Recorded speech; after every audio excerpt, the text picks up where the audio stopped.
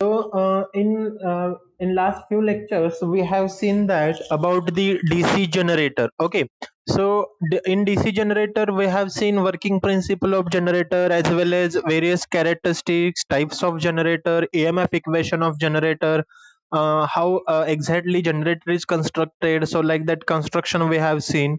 Also, we have gone through the characteristics of the DC generator.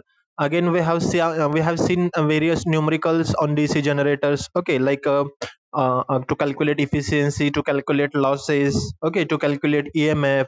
Okay, so same things. This DC motors is also come under the DC machines. Okay, there are two types of machines. When machines act as a motor, this is a DC motor. When machine act as a generator, then that at that time we can say this is a DC generator. So in case of generator, there is a generation of electricity from mechanical energy. So exactly opposite to that, in motor there is a production of mechanical energy by using DC electricity. Okay, so first thing you should clear that there are two types of supply in India, that is AC supply and DC supply. Okay, so I just elaborate you guys what is the difference between AC and DC. Okay, so AC means what, that is a alternating current supply, and DC means direct current supply. Okay, so we have to discuss about what is alternating and what is a direct. Okay, so in our home, whatever supply is there, it is a alternating current. Okay, so that means AC appliances available in our home, that's why a single phase 230-volt AC, that is alternating current supply, is available at our home. So where is the use of DC?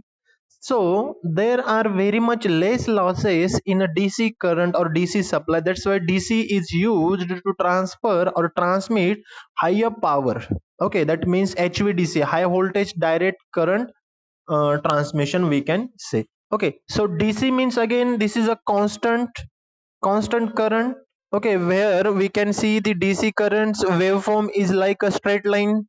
Okay, in case of AC, then this AC is available in a two quadrant, that is a which we can say positive as well as negative. There are two cycles, so same magnitude is present for the positive as well as negative negative cycle. So this is the alternating, we can say. Okay, that means for 0, 90 degree, 180 degree, to 40 to 70 degree, 360 degree, it is available. So now in a DC motor, we can say the motors which will works on a DC supply is known as a DC motor. So first of all, we will go through the syllabus of a DC motor. So as per the syllabus of a university, they have given the principle of a working. That means how DC motor is going to work. Okay, so how, like we have seen that generator, whenever the rotating conductor placed in a magnetic field, at that time it cuts the magnetic fluxes and EMF induced in a conductor. So like that way, in a DC generator, principle of working work like that. So we have to check, or we have to learn how the DC motor works exactly. So it will be discussed in that DC motor chapter. Am I audible? Okay, fine. Then after that, whenever the DC motor will work or will start to operate, at that time there is a rotation of armature. Due to that, there is also generation of EMF. So what is the name for that EMF, or how it is described in a DC motor, we are going to see. Also there are significance of back EMF. Okay, so what is a back EMF, we will learn in very few lectures, upcoming lectures. Then what is a torque, what is the equation for torque, also what is the EMF equation, that is a voltage is generating, so what is the equation for that, also we are going to learn in this chapter. Again, as like a generator, we are going to see the types of DC motors also. So again, here is also same motors as a generators type, like a shunt motor, series motor and compound motor. So like we have learned that shunt generator, series generator as well as compound generator. So same things we will learn in a DC motor. then losses as well as efficiency, again power flow as well as condition for the maximum efficiency. That means what, when we will get the maximum efficiency in the DC motor and what will be the condition for the same. So this is also we are going to learn in the DC motor. Again, next thing, that is a characteristics means what, it is a performance of a DC motors. Okay, so it is also we are going to see and how we are going to select various DC motors for the various applications. Okay, if there are the small application as well as large application, then how, which parameters we need to consider while selecting the DC motor, we are going to see. Then second thing, that is starting methods. Okay, starting methods of a DC motor are important, and which apparatus, which kinds of starters are used to start the motor is important. Okay, so why starting is necessary also we will learn, we will discuss in upcoming lectures in that unit. Okay, so there are various types of starters like the 3-point starters, 4-point starters, also various starters like DOL starter, auto transformer starters are there. Okay, next last point in that unit we will discuss, that is a speed control of a DC shunt as well as a series motor. Now basically I would like to explain that DC motors mostly used in industries as well as you can say in a crane, there is appearance of a DC motor. So motor speed should be controlled. Okay, so that means what, the variable speed is important for the DC motor. So that speed control techniques as well as methodologies we are going to learn in that unit. Okay, so this is all about the syllabus of DC motor. Okay, so for that syllabus various examples or various questions for the university examinations are there, and I have taken out that questions as assignment questions for you guys. Okay, so see.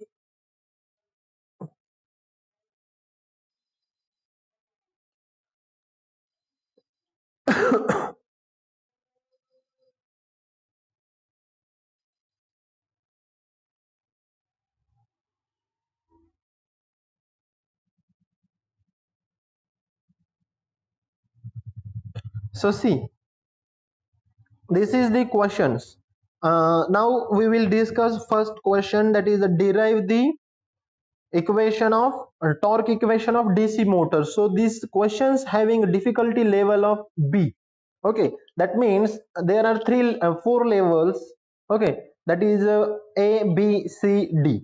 Okay, so first of all, that A means what, very tough question, B means little bit tough question, then C means that much one step ahead of the easy, and D means very easy question. So that's why I have taken the difficulty level here. So marks are there, how many marks of that questions are getting for the examination of November 18, November 16 and May 14. So very three times this question has been asked. What is the question? That derive the torque equation of DC motor. So that means frequently these questions coming to the examination, that means the importance of the question you will understand. Okay, म्हणजे थोडक्यात काय आहे की तो question हा 3 वेळा विचारलेला, एकदा 6 मार्कला नोव्हेंबर 2018 ला विचारलेला आहे, 4 मार्क्सला नोव्हेंबर 16 ला विचारलेला आहे, आणि 5 मार्कला मे 2014 ला विचारलेला आहे. सो दॅट मीन्स 3 वेळा हा क्वेश्चन रिपीट झालेला आहे. सो त्या क्वेश्चन किती इम्पॉर्टंट आहे हे तुम्ही समजू शकता. Okay, then second question is that list out different types of DC motor, explain them with correct diagram, write the equation of back EMF for each type of motor. So this is a 4 marks question which is asked in November 17. Same things, draw and explain characteristics of DC motor. So what we are going to do, once we will complete the syllabus, then and only then we will discuss. So there is one duty for you guys. जेव्हा आपला syllabus complete होईल, for example आपलं torque equation शिकवून झालं, तर त्याच्या दुसऱ्या दिवशी तुमचा हा असाइनमेंटचा क्वेश्चन तुमच्या नोटबुक मध्ये लिहून तयार असला पाहिजे. ओके, लक्षात येते का मी काय सांगतोय? हॅलो, हा, तर जेव्हा हा एक क्वेश्चन, आता जसे इथं असाइनमेंटचे क्वेश्चन आहेत पहा, आता दुसरे क्वेश्चन्स काय आहेत, explain different methods of speed control, for example खाली एक्झाम्पल्स आहेत, त्याच्यानंतर various numericals I have taken out, nearly 10-15 examples, 12, that means 12 example I have taken, and other are the query questions, that is explain braking, explain the speed control method, explain 4-point starter, explain 3-point starter, explain different types of the losses, then draw and explain the characteristics, then draw and explain, write a equation for back EMF. So जसं जसं आपला syllabus तर मी तुम्हाला पहिल्या पेजवरती दाखवलेला आहे, तो मी तुमच्याशी शेअर करेन. हे क्वेश्चन्स पण मी तुमच्याशी शेअर करेन. याच्यासोबत काय करायचं आहे की जस जसा आपला सिलेबस कव्हर होत जाईल तस तसा तुम्ही ते क्वेश्चन्स असाइनमेंटचे लिहून काढायचे. ज्या दिवशी आपला पूर्ण युनिट संपेल त्या दिवशी सेकंड डे ला तुमचे टोटल असाइनमेंट ही चेक होईल. येते का लक्षात? म्हणजे तुमची असाइनमेंट नंबर 2 असेल ही. फर्स्ट असाइनमेंट ही तुमची मी तुम्हाला शेअर करेन अबाउट डीसी जनरेटर, आणि ती असाइनमेंट चेक करण्याची डेडलाईन असेल 20 ऑगस्ट. ओके, ही ती मी असाइनमेंट तुमच्याशी आज उद्या शेअर करेन. ओके, तर ती 20 ऑगस्ट पर्यंत काय करायची, चेक करून घ्यायची. कशी चेक करायची ते मी तुम्हाला सांगेन. तो सुरुवातीला तुम्ही ते लिहून ठेवायचे, सेपरेट नोटबुक करायची आहे असाइनमेंटची. एकदाच का तुम्ही असाइनमेंट प्रॉपर वेने लिहून घेतल्या तर असाइनमेंटच्या बाहेरचा एकही क्वेश्चन येणार नाही, ही माझी 100% गॅरंटी. ओके, कारण हे जे क्वेश्चन्स काढलेले आहेत ते मागच्या 2014-15 पासून ते 2018 पर्यंत जे क्वेश्चन्स पेपर आलेले आहेत त्या क्वेश्चन पेपरचा स्टडी करून हे क्वेश्चन्स पेपर, हे असाइनमेंट क्वेश्चन्स रेडी केलेले आहेत. त्याच्यामुळे तुम्हाला याच्यामधला एकही क्वेश्चन हा एक्झामच्या बाहेर दिसणार नाही. प्रत्येक क्वेश्चन हा तुम्हाला एक्झाम मध्ये दिसणार म्हणजे दिसणार. मीन्स प्रत्येक सिलेबस पॉइंट झाला की क्वेश्चन लिहून काढायचा, जेणेकरून हळूहळू जसा सिलेबस होईल तशी तुमची असाइनमेंट ही ऑटोमॅटिकली कंप्लीट होत जाईल. तुमचा डेली घरी स्टडी होत जाईल, आणि ज्या दिवशी क्वेश्चन आपली एक्झाम म्हणजे थोडक्यात युनिट संपेल सेकंड डे ला ते चेक करून घ्यायचे. ओके, त्याच्यामध्ये कोणाला काही डाऊट, कोणाला काही अडचण, क्वेरी, कोणाला काही समजलं नाही? येस, हा, येस, प्लीज आस्क मी. हम्म. कोणती नोट्सची का? म्हणजे हँड, हो, ठीक आहे ठीक आहे. डीसी मोटरच्या ऍक्च्युली नोट्स आहेत, बट त्या स्कॅन केलेल्या नाहीयेत. सो ऍक्च्युली नोट्स ह्या कॉलेजमध्ये राहिलेल्या आहेत, आणि आता college, listen to me, college हे 13 तारखेपर्यंत क्लोज आहे. सो 14 तारखेला मी नोट्स अपलोड करतो. ठीक आहे. Okay. Okay, now we will move towards the first topic of our syllabus of DC motor, that is a working principle or principle of working. Okay, so first of all, I would like to know from you guys about the working principle of a DC generator. Who will tell me the working principle of DC generator?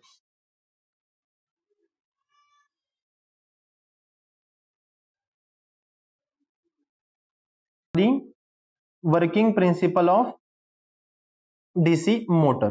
Okay, so DC motor, that is a machine which converts the DC power into a mechanical energy. Okay, so that machine, DC motor is nothing but what? It is a machine that converts DC power into mechanical energy. Okay, so now as we know that DC generators working principle was based on the Faraday's electromagnetic induction law, right? Similarly, the principle of working of a DC motor is also based on the principle of a electromagnetic induction law, which states that whenever current carrying conductor is placed in a magnetic field, okay, whenever current carrying conductor is placed in a magnetic field, the conductor experiences a force or mechanical force. आता गंमत कशी आहे पहा, आपण DC generator पाहिला, आता ही DC motor बघतो. DC जनरेटरचं principal काय होतं? whenever rotating conductor placed in a magnetic field, बरोबर का? Hello, am I right or wrong?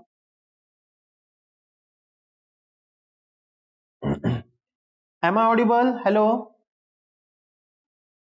Yes, then tell me, about generator, whatever statement I am making, is it correct or wrong?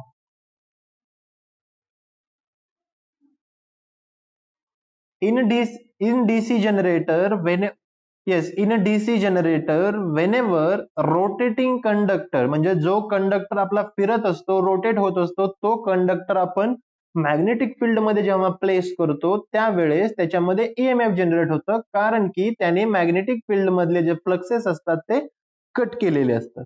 हा आहे जनरेटरच्या बाबतीतला सिद्धांत.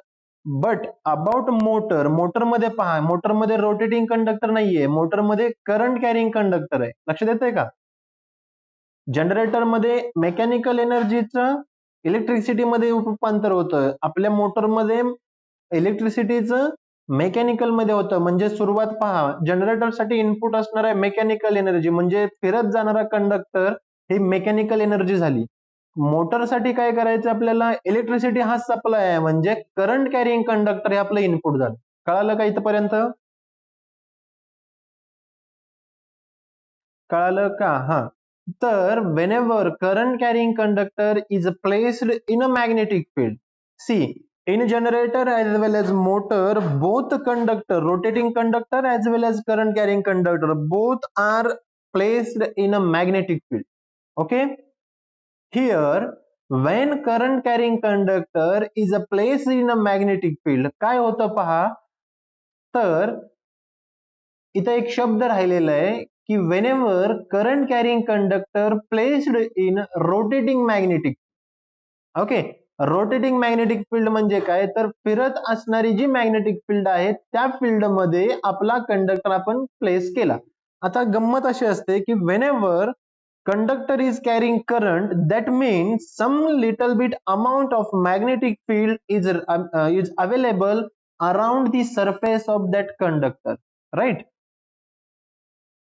तर जेव्हा एखादा कंडक्टर करंट कॅरी करतो त्यावेळेस त्या कंडक्टरच्या आजूबाजूला सरफेसला थोडीशी मॅग्नेटिक फील्ड ही प्रेझेंट असते.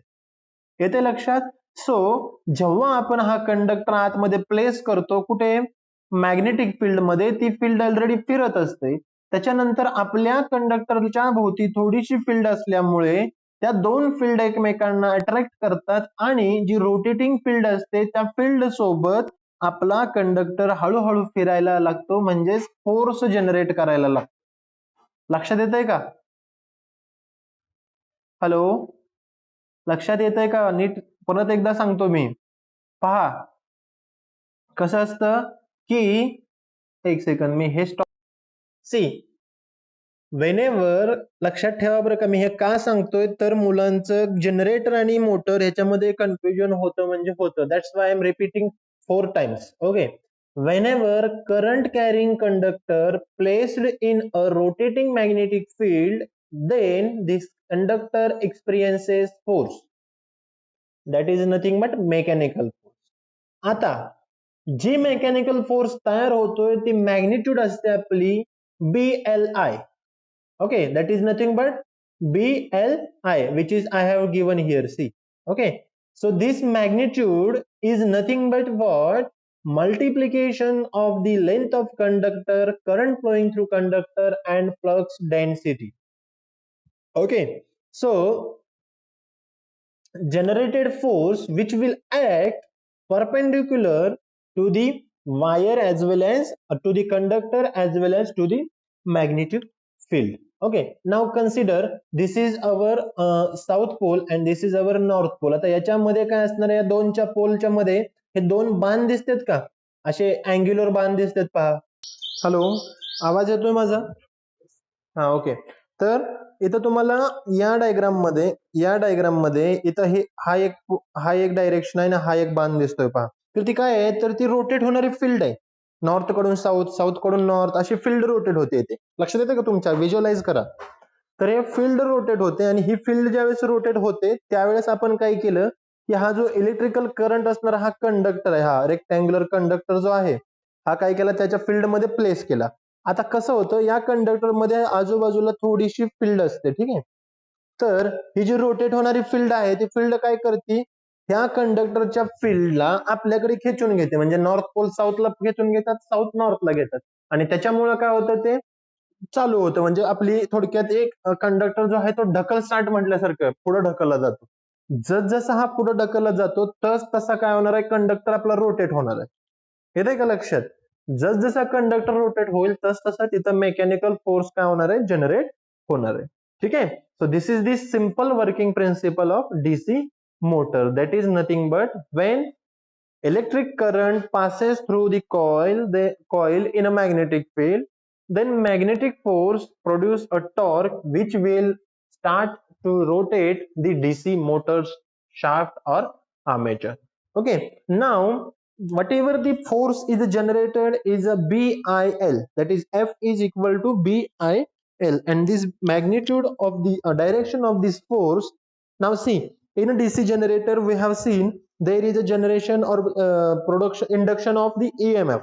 सो EMF जे जनरेट होत होतं त्याचा आपण काय पाहिला, डिरेक्शन पाहिली. इंड्युस्ड EMF ची डिरेक्शन आपण कशी फाइंड आउट करत होतो? How we came to know that direction of induced EMF? Simple question आहे, अभ्यास करता का नाही तुम्ही घरी? आन्सर एक्सपेक्टेड आहे, कुणी एकाने आन्सर सांगा. How we will come to know that direction of induced EMF, which rule, which statement we have used?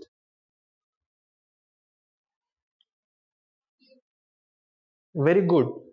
Fleming's right hand rule, and that explains when right hand's first three fingers, that is a thumb, forefinger and middle finger, we kept perpendicular to each other, then thumb will indicate the direction of motion, forefinger will indicate the magnetic field, and middle finger will shows the direction of induced EMF. Am I correct?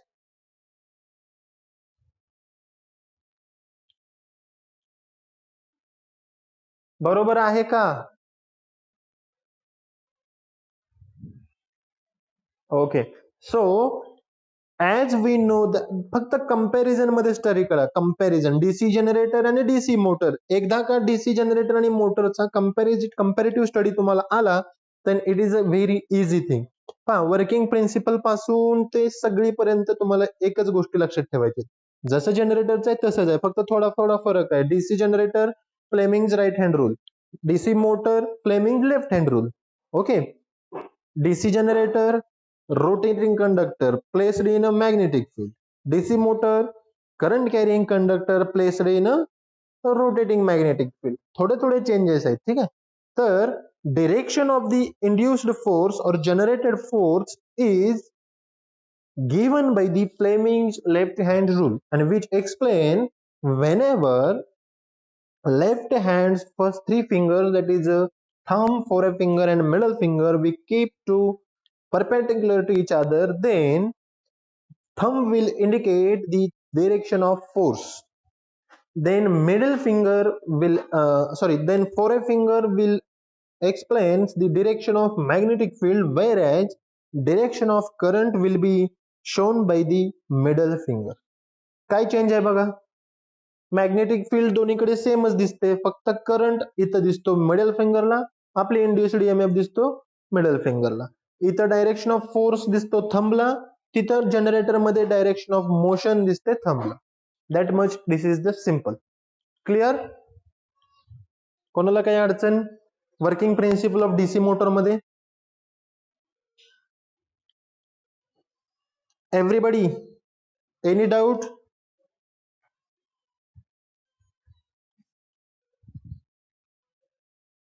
Okay. आता बघा, आता आपल्याला इथपर्यंत कळालं की आपला conductor हा rotate होतो. कशामुळे रोटेट होतो? तर कंडक्टरच्या सरफेसला मॅग्नेटिक फील्ड जनरेट झाल्यामुळं तिथं काय होतं, तर आपली जी रोटेटिंग मॅग्नेटिक फील्ड असते ती आपल्या कंडक्टरला रोटेट करते. इथपर्यंत सगळ्यांचा डाऊट क्लिअर असेल. पण आता पुढे काय होतं की आपण जसं जनरेटर मध्ये पाहिलेलं आहे की जेव्हा कंडक्टर हा मॅग्नेटिक फील्ड मध्ये रोटेट होतो तेव्हा तो फ्लक्सेस कट करतो, बरोबर का? आणि जर कंडक्टरने फ्लक्सेस कट केले तर काय होतं, ईएमएफ जनरेट होतं, बरोबर का? सेम थिंग, जेव्हा आपला कंडक्टर हा रोटेट व्हायला लागेल, म्हणजे थोडक्यात फोर्समुळे जेव्हा आपला कंडक्टर हा रोटेटिंग मॅग्नेटिक फील्ड मुळे पळायला लागेल, तेव्हा त्याच रोटेटिंग मॅग्नेटिक फील्ड मधला थोडेसे फ्लक्सेस हे कंडक्टरला काय होतात, कट होतात. लक्षात येते का मी काय म्हणतोय? त्याच रोटेटिंग फील्ड मधले, त्याच मॅग्नेटिक फील्ड मधले काही फ्लक्सेस हे आर्मेचर कंडक्टरमुळे कट होतात आणि त्याच्यामुळं जेव्हा कंडक्टर हा फ्लक्सेस कट करतो तेव्हा काय होतं, ईएमएफ जनरेट होतं. सेम थिंग इथं मोटरमध्ये पण काय होतं की जेव्हा आपला आर्मेचर कंडक्टर हा due to the DC motors working principle जर आपला कंडक्टर रोटेट होत असेल, तो रोटेट होत असताना तो काय करतो की जी रोटेटिंग मॅग्नेटिक फील्ड आहे त्या फील्ड मधले अल्पशे थोडेसे फ्लक्सेस कट करतो आणि त्याच्यामुळं ते फ्लक्सेस कट झाल्यामुळं there will be induction of EMF in this conductor and that EMF is known as back EMF or counter EMF. What is known as back EMF or counter EMF. Okay, आता second thing, हे जे काही EMF तयार होतं, आता पहिली गोष्ट आपण जे स्टेटमेंट केलेलं आहे की current carrying conductor. Current carrying conductor म्हणजे आपण काहीतरी सप्लाय व्होल्टेज देतोय डीसी, बरोबर? बरोबर का? बोला. आपण काहीतरी डीसी सप्लाय देतोय म्हणजे डीसी व्होल्टेज देतोय, फॉर एक्झाम्पल काही असेल ते. आता आपण देतोय व्होल्टेज, जनरेटर मध्ये आपण काय देत होतो, जनरेटरमध्ये आपण मेकॅनिकल एनर्जी देत होतो आणि व्होल्टेज जनरेट होत होतं. पण आता इथं काय झालं बघा, इथं आपण व्होल्टेज देतोय, इथं फोर्स म्हणजे मेकॅनिकल एनर्जी तयार होते आणि याच्यामध्ये आणखी व्होल्टेज पण तयार होतं, म्हणजेच बॅक ईएमएफ तयार होतं, बरोबर का?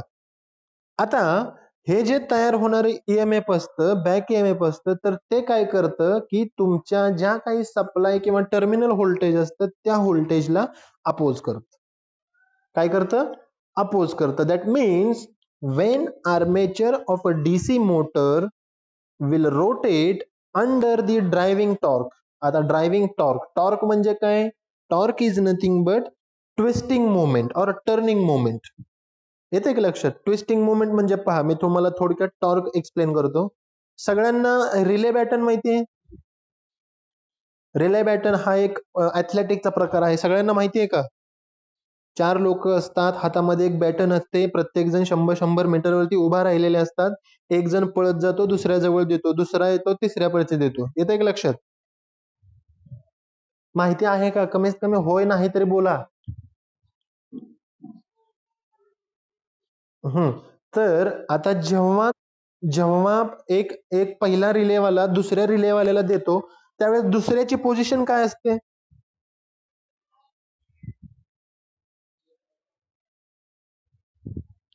फर्स्ट नाही, पहिला ज्यावेळेस पळत जाऊन दुसऱ्याला रिले बॅटन देतो त्यावेळेस दुसरा काय करतो? एका जागी थांबलेला असतो की त्यांनी थोडासा स्टार्टअप घेतलेला? Hello, okay. सो दिस जेव्हा आपला पहिला रिले बॅटन वाला व्यक्ती दुसऱ्या बॅटन वाल्याला, दुसऱ्या पळणाऱ्या व्यक्तीला जाऊन देतो त्यावेळेस सेकंड व्यक्ती जे आहे तो थोडा थोडा पुढे पळत असतो. Means what, he is twisting himself. येते की लक्षात? किंवा पहा, जेव्हा एखादी रनिंगची शर्यत चालू होते तेव्हा तिथं काय केलेलं असतं, ते लोकांनी बसून काय करतात, ते एक स्टँड घेतात, on your mark get set आणि गो. तेव्हा त्यांची पोझिशन असते, पहा ती पोझिशन कशासाठी घेतलेली असते, तर त्यांना प्रॉपर टॉर्क भेटण्यासाठी. टॉर्क म्हणजे काय की त्यांना एक ट्विस्टिंग मोमेंट भेटली पाहिजे, तिथून एकदम ते स्पीडने निघाले पाहिजे, ग्रीप भेट, आपण आपल्या भाषेमध्ये त्याला ग्रीप म्हणतो, एक ग्रीप भेटली पाहिजे. येते का लक्षात? आता फॉर एक्झाम्पल पहा, तुम्ही ते स्टडचे शूज आणि प्लेन शूज घालून पळा, कोणत्या शूजने तुम्हाला फास्ट पळता येईल? स्टडचे शूज माहिती आहेत सगळ्यांना, खालून छोटे छोटे खिळे असतात. हा, आणि प्लेन आपले स्पोर्ट्सचे शूज वेगळे असतात. हा, तर कोणत्या शूजने जास्त फास्ट पळता येईल? स्टडच्या. कारण का? तर स्टडच्या शूज मुळे तुमचा टॉर्क हा तुम्हाला ग्रीप जी असते ती जास्त भेटते. So that's why your speed will be maximum. So same thing in case of DC motor, we come to the point, due to driving torque, our armature will rotate and then at that time that armature conductors will come into contact of the magnetic field and due to that EMF will get induced and that EMF is known as a back EMF or a counter EMF. So as per Lane's law, now there is one more law, as I think we have already seen in a DC generator, right? DC generator मध्ये पाहिलाय का आपण law, lens law?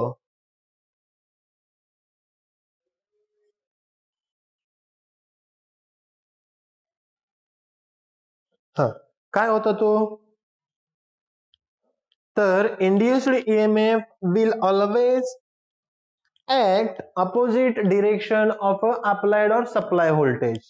Okay, म्हणजे काय, तर generate होणारे voltage म्हणजे induced EMF हे प्रत्येक वेळी अप्लाइड और टर्मिनल व्होल्टेजच्या अपोजिट मध्ये ऍक्ट करतं because of its current.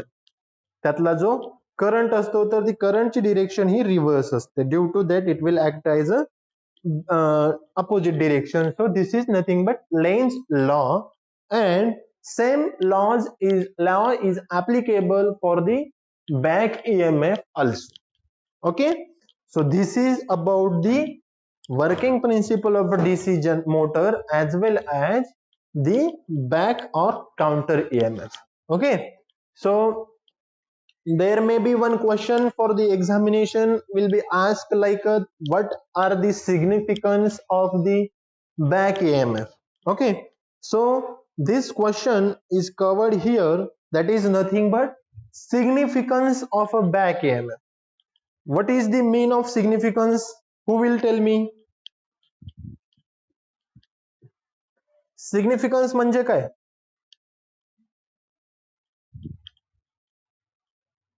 Am I audible? हा सांगा सिग्निफिकन्स. डिक्शनरी करा, गुगल करा आणि सांगा मला सिग्निफिकन्स म्हणजे काय. येत नसेल तर ज्यांना येत आहे त्यांनी डायरेक्ट सांगा.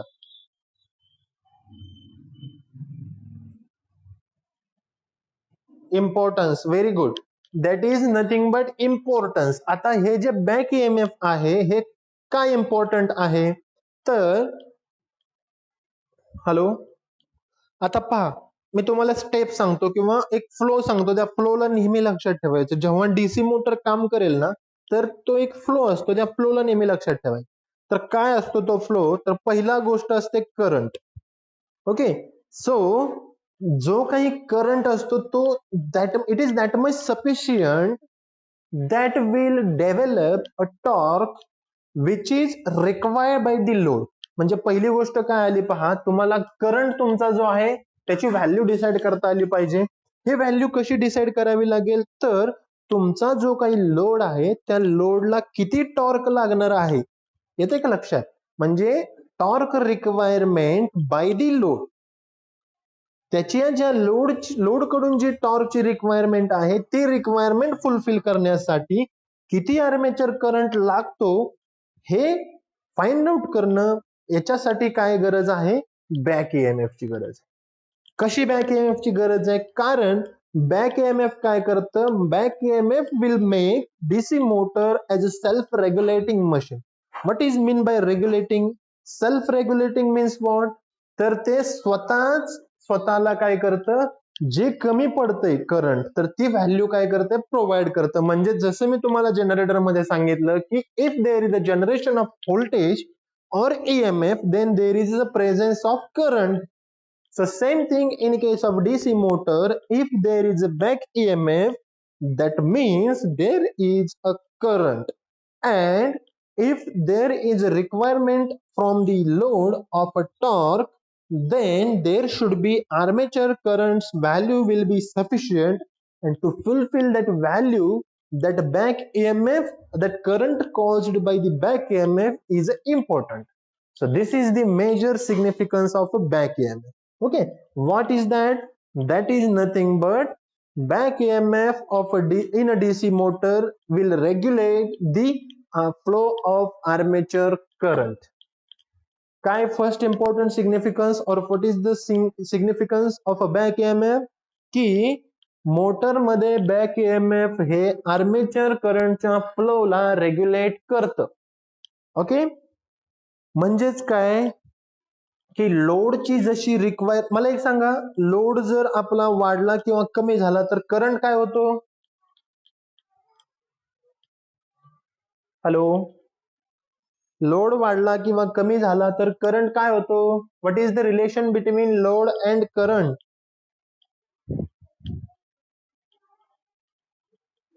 हा बोला.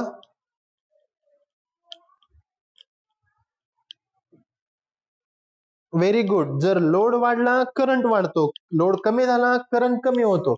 सो लाईक दॅट वे जर लोडची रिक्वायरमेंट जशी असेल तसं ऑटोमॅटिकली करंटला मॅनेज करणं किंवा चेंज करण्याचं काम कोण करतं? तर बॅक ईएमएफ करतो. किती लोकांना कळालं? किती लोकांना अडचण आहे याच्यात मला सांगा. आतापर्यंत आपण वर्किंग प्रिन्सिपल बघितलं, आपण फ्लेमिंगचा लेफ्ट हँड रूल बघितला, आपण बॅक ईएमएफ काउंटर ईएमएफ काय बघितलं. Then we are moving to the significance. आतापर्यंत कोणाला काही डाऊट आहे ते विचारा. अगेन आपण क्लिअर करूया. सगळ्यांना क्लिअर आहे? Everyone? Okay, very good.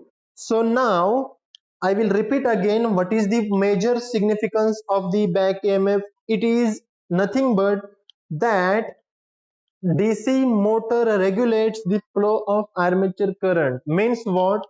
That back EMF is automatically changes the armature current to meet the required to meet it as per the requirement of load. Okay, now आता back EMF कसं generate होतं हे कळालं आपल्याला. आता आपल्याला काय माहिती करायचंय की हे जे जनरेट होणारं बॅक ईएमएफ आहे हे कसं जनरेट होतं किंवा हे कोणावरती डिपेंड असतं. म्हणजे कोणती व्हॅल्यू जर चेंज केली तर बॅक ईएमएफ चेंज करता येईल. लक्षात आलं का तुमच्या? म्हणजे आता लक्षात तर आपलं हे आलेलं आहे की आपला कंडक्टर हा मोटरच्या प्रिन्सिपलमुळे कंडक्टर रोटेट होतो. रोटेट होणारा कंडक्टर हा काय करतो? मॅग्नेटिक फील्डला कट करतो काहीशा प्रमाणामध्ये. जेव्हा तो तिला कट करतो तेव्हा थोडंफार ईएमएफ जनरेट होतं, ते बॅक ईएमएफ म्हणून ओळखलं जातं. आता ते बॅक ईएमएफ जे आहे ते कोणावरती डिपेंड असतं हे फाइंड आउट करायचं. आता पहिली गोष्ट बघा, जर आपला कंडक्टर जो आहे तो जर स्लो किंवा फास्ट, तो जर रोटेट होण्याचं स्पीड आहे त्या स्पीडवरती ईएमएफ डिपेंड असतं का नाही? जनरेटर मध्ये पाहिलं आपण, जर आपला कंडक्टरचं स्पीड जास्त असेल तर तो जास्त मॅग्नेटिक फ्लक्सेस कट करेल की कमी करेल? आणि जर फ्लक्सेस जास्त केले तर ईएमएफ जास्त होईल की कमी होईल जनरेट? जास्त. तर सेम थिंग आता इथं बॅक ईएमएफ म्हणजे तोच कॉन्सेप्ट आहे की जर आपल्या कंडक्टरचं स्पीड हे जास्त असेल तर आपलं ईएमएफ हे जास्त असणार आहे. म्हणजे पहिला फॅक्टर काय आला? Back EMF is depends on the armature speed. Correct? कळलं का? ओके. सेकंड थिंग जर आपलं स्पीड हे जास्त असेल तर आपला बॅक ईएमएफ काय असणार आहे? मग आता जास्त असणार आहे, बरोबर. पण जसं in case of generator EMF असलं की करंट असायचा, तसं या केस मध्ये काय आहे की आपल्याला माहिती आहे, आता मी तुम्हाला मागच्या वेळेस मला वाटतं ह्याच्यात सांगितलं होतं, याच्यामध्ये आपण जनरेटर मध्ये काय इक्वेशन बघितलं? जनरेटर मध्ये आपण काय बघितलं? E is equal to V plus IA RA. याच्यामध्ये काय असेल सांगा? याच्यामध्ये मी तुम्हाला ऑलरेडी सांगितलं होतं, there is only change and that is E is equal to V minus IA RA and that E is nothing but EB. Okay, so म्हणजे आता पहा, जर आपला बॅक ईएमएफ वाढला तर आपला हा करंट काय व्हायला पाहिजे सांगा? व्होल्टेज थोड्या वेळासाठी कॉन्स्टंट समजू आपण. व्होल्टेज कॉन्स्टंट आहे, हे बॅक ईएमएफ वाढलं, हा आपला काय म्हणता येईल, आरए पण आपला कॉन्स्टंट आहे. आता मला सांगा IA आणि EB चं काय होईल? तुमच्या लक्षात येत आहे का? आता पहा, मी इथं काय करतो, व्होल्टेज आपलं कन्सिडर करूया 100, RA आपला कन्सिडर करूया 5, ओके, आणि IA हा कन्सिडर करू 10. तर EB किती झाला आपला बघा बरं? 100 मायनस 10 गुणिले 5 50. म्हणजे किती आला EB आपला? 50 आला, बरोबर. हा, आता आपण काय करूया पहा, व्होल्टेज आपलं कॉन्स्टंट 100च ठेवलं, हा RA पण आपला कॉन्स्टंट 5 ठेवला. आता फक्त IA जो आहे हा IA आपण काय करूया 10च्या ठिकाणी आपण 5 करूया. काय केला IA मी कमी केला बरोबर.